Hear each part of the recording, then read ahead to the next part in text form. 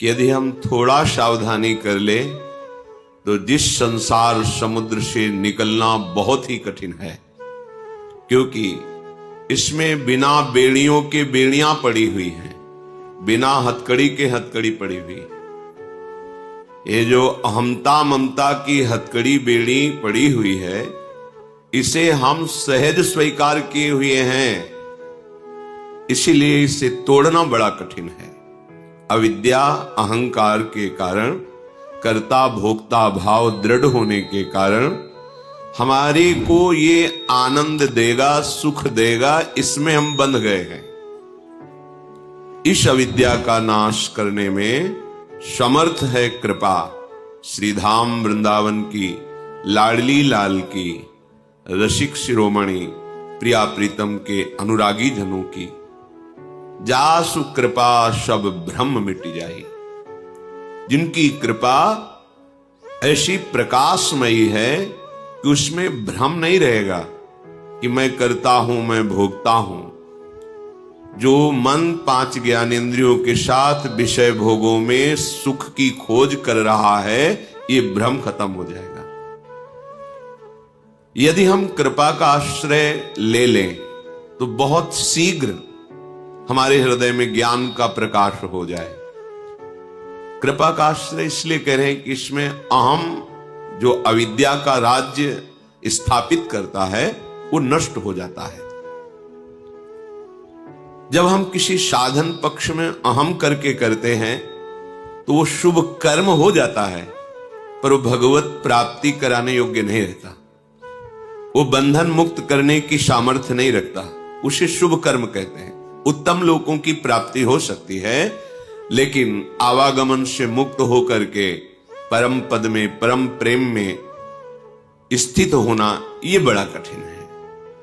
हमारे ऊपर कृपा हुई है, अब इस कृपा का हम आदर करें। इसी जन्म में, कम समय में हम निश्चिंत हो सकते हैं, निर्भय हो सकते हैं। हमें कोई भय नहीं, कोई चिंता नहीं, बस आश्रय ले लें धाम का, नाम का, प्रियालाल के चरणों का, भगवत प्रेमी महात्माओं का। विश्वास कर लीजिए, यही आश्रय आपको निश्चिंत कर देगा, निर्भय कर देगा। यद्यपि अपने में भगवत प्राप्ति की योग्यता नहीं है, पर हमने जिनका आश्रय लिया है वो एक कृपा कोर से हमें भगवत प्राप्ति करा सकते हैं।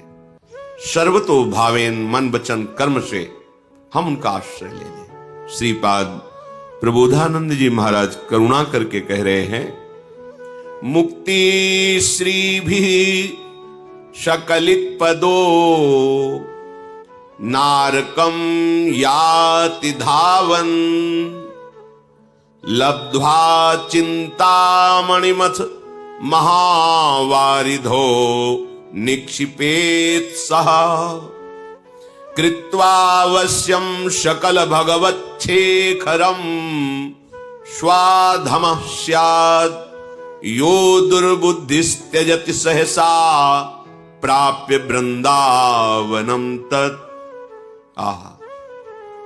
यदि आपको धाम का आश्रय मिल गया है, वास मिल गया है, या गुरु कृपा से नाम मिल गया है, आपको नाम जपने की प्रेरणा मिल गई है, श्यामा श्याम नौ किशोर किशोरी के चरणों का आश्रय मिल गया है, तो अब दुर्बुद्धि मत धारण करो। दुर्बुद्धि त्यजति, दुर्बुद्धि का त्याग कर दो। क्या दुर्बुद्धि? एक यही आश्रय आपको बचा सकता है। धन का आश्रय, शरीर का आश्रय, बुद्धि का आश्रय, समाज पद प्रतिष्ठा, जन समुदाय का आश्रय, ये आपकी रक्षा नहीं कर सकता। यदि आपने नाम, धाम, श्यामा श्याम, उनके प्रेमी रसिक महापुरुष जन, इनके आश्रय की अवहेलना करके अन्य आश्रय स्वीकार किया, तो कह रहे हैं मुक्ति श्री भी सकलित पदो नारकम याति धावन। मानो मोक्ष पदवी तुम्हारे हाथ में आ गई थी, पर तुमने उसका त्याग करके नरक की तरफ दौड़ पड़े। धनाभिमान, जनाभिमान और भी कुलाभिमान, विद्याभिमान, रूपाभिमान, बहुत प्रकार से अभिमान का हम आश्रय ले लेते हैं। ये हमें अभिमान दुर्गति प्रदान करता है। संस्कृति के मूल चक्र का यह स्वरूप है। ब्रह्म, मूल प्रकृति, त्रिगुणात्मिका प्रकृति, महत्त्व और अहंकार बिल्कुल नजदीक है। ये बड़ी ऊंचाई पे है। ये अहम जब देह भाव में स्थित हो जाता है तब गुणाभिमान, विद्याभिमान, धनाभिमान, जनाभिमान ये प्रकट होता है। अगर ये कोई भी अभिमान एक है इनमें से, मुझे अध्यात्म मार्ग में सफलता प्राप्त नहीं होगी, ना होने देगा, ये अहंकार, ये मिटना बहुत आवश्यक है। ये तभी मिटता है जब हमें भगवत कृपा से साधु समागम प्राप्त होता है। तीन मुख हरिजस सुनत श्रवण मानो न त्रपित छिन।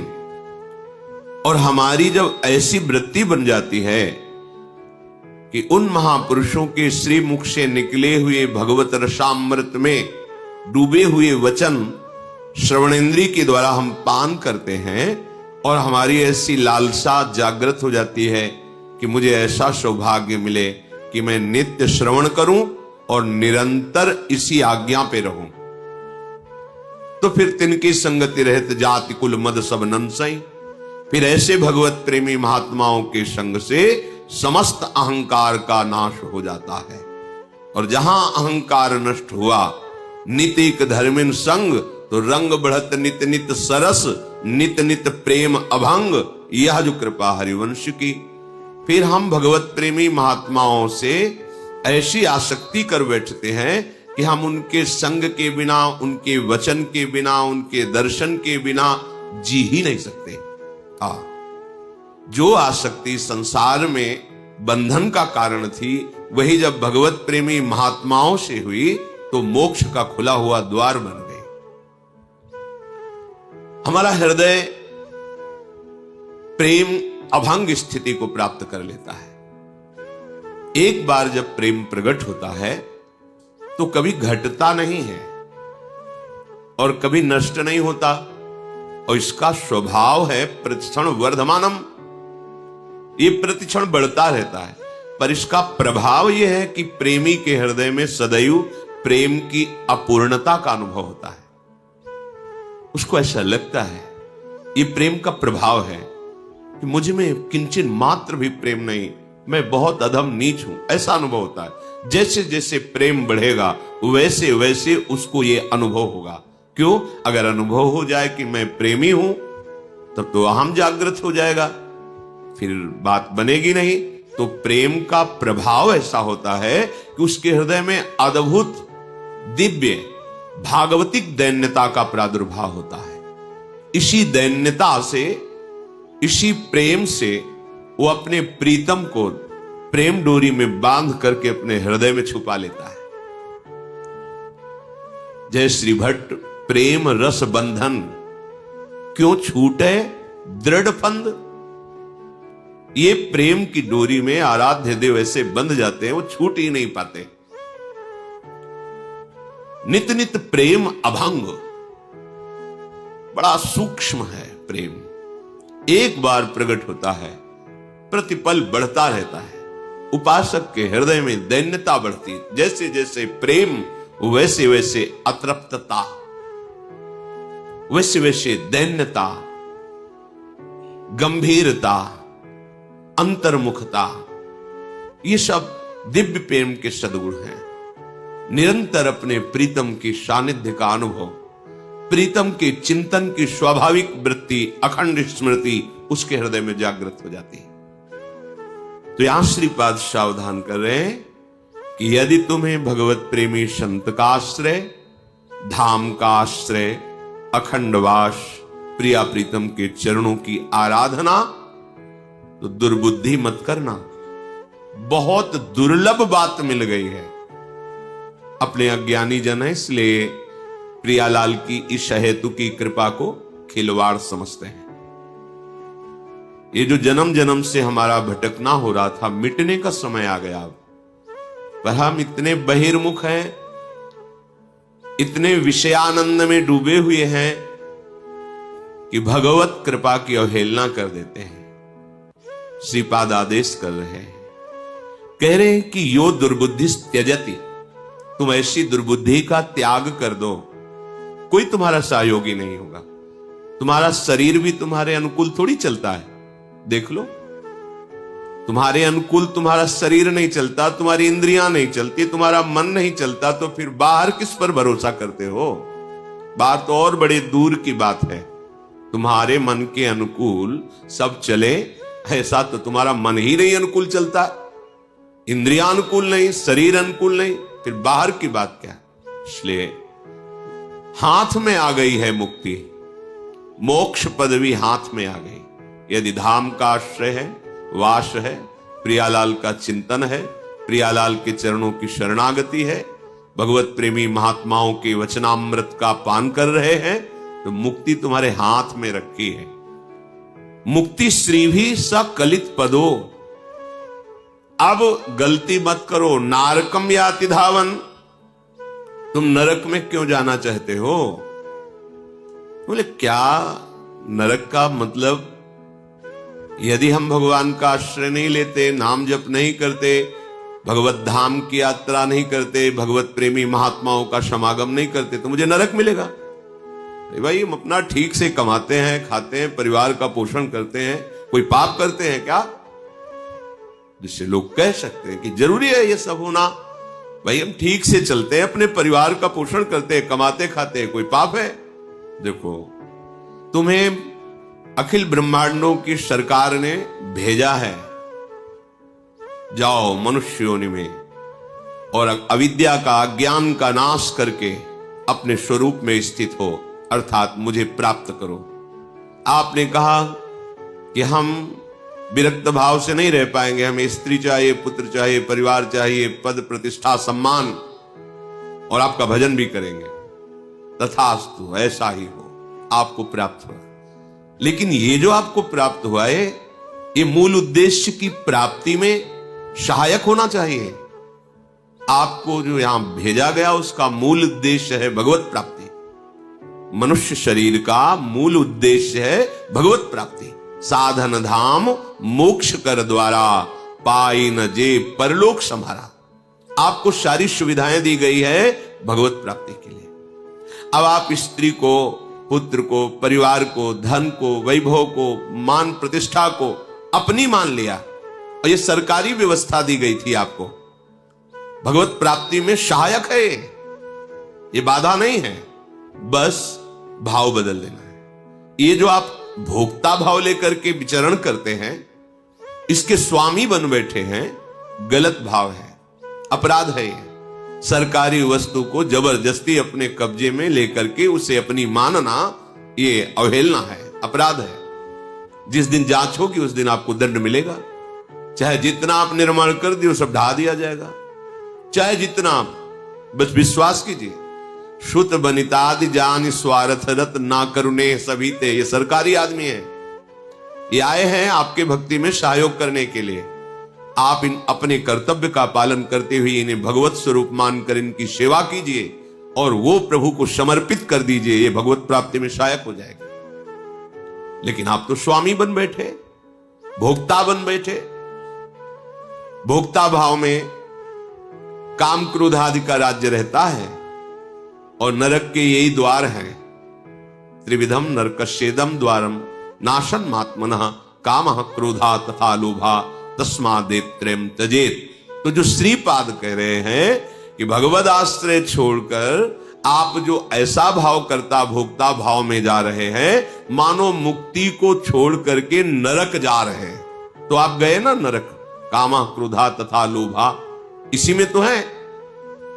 कामनाओं से युक्त होकर के कभी लोभ में विचरण करते हैं, कभी क्रोध में। कामना की पूर्ति हुई तो लोभ में, लोभ से और लाभ की इच्छा और भोगने की इच्छा, कामना में बाधा पड़ी तो क्रोध, क्रोध आया तो हिंसात्मक वृत्ति, स्मृति का ही नाश हो गया, मैं किस लिए आया था, क्या कर रहा हूं, और बंधन कारक कर्म कर बैठे, तो सावधान, इस दुर्बुद्धि का त्याग कीजिए।